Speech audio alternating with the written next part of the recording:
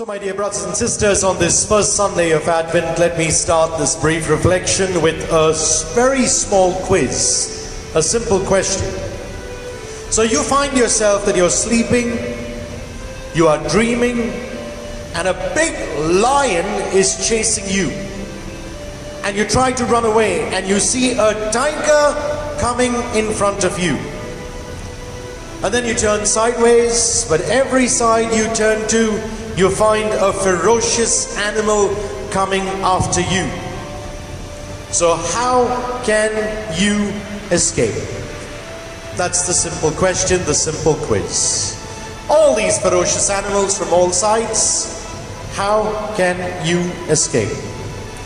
And the answer is simple: wake up from your sleep. Nothing more than that.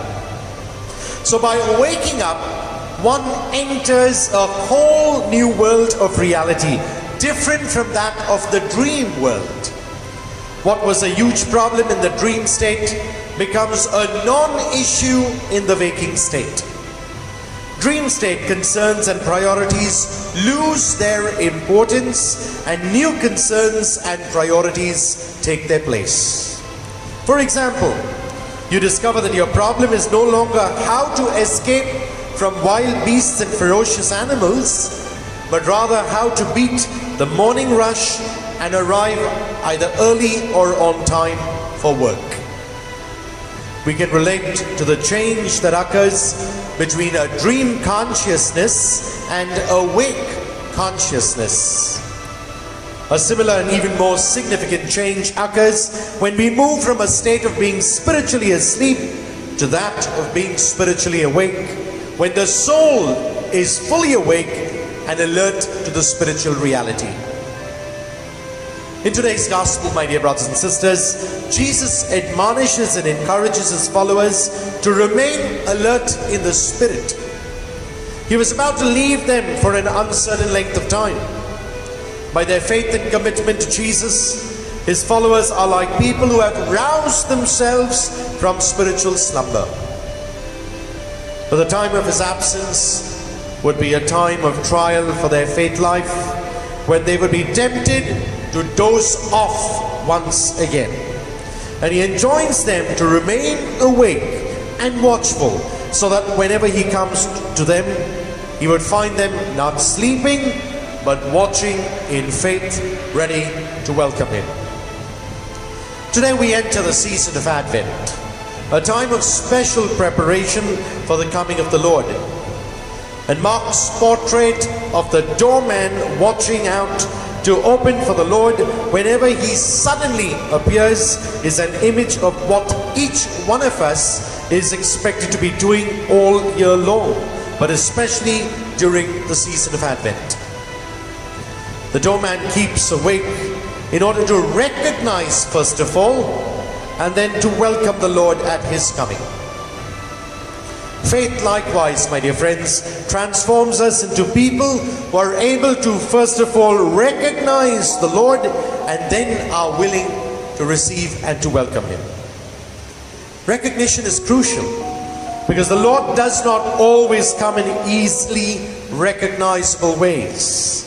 At Bethlehem, he came in the form of a baby, and people did not recognize him.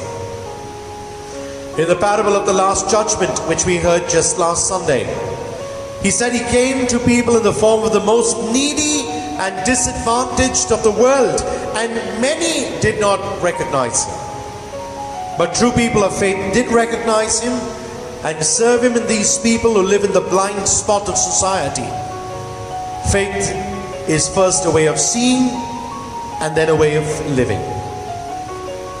The wicked who were consigned to hell in the Last Judgment were probably waiting for the final coming of the Lord and failed to recognize him in his day-to-day coming.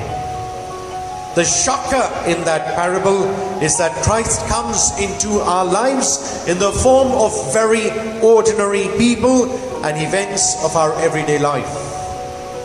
We need to be awake in faith to recognize and serve Christ in these commonplace and routine encounters, since it will do us no good to recognize him on the last day if we did not recognize and serve Him every other day of our life. Before we conclude, let's say a word about Jesus is saying in today's gospel.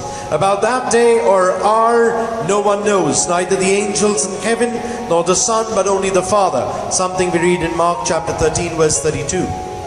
This saying can be understood literally to mean that Jesus did not know the date of the end of the world. It can also be understood as a strategy meant to discourage the disciples from further inquiry into the matter. In either case, I think the implication for us is the same. Put an end to idle speculations regarding the date of the last day. Open your eyes in faith to see God present and active in your life and in the world. Open your heart and your house to the Lord, who comes to you daily in the form of the needy man or the needy woman. This is the best way to prepare to welcome the Lord when He comes to the last day. Our simple theme for today, the first Sunday of Advent: stop dreaming and be awake and alert, so that when the Lord comes, we will first of all be able to recognize Him, and secondly, we will be able to welcome Him.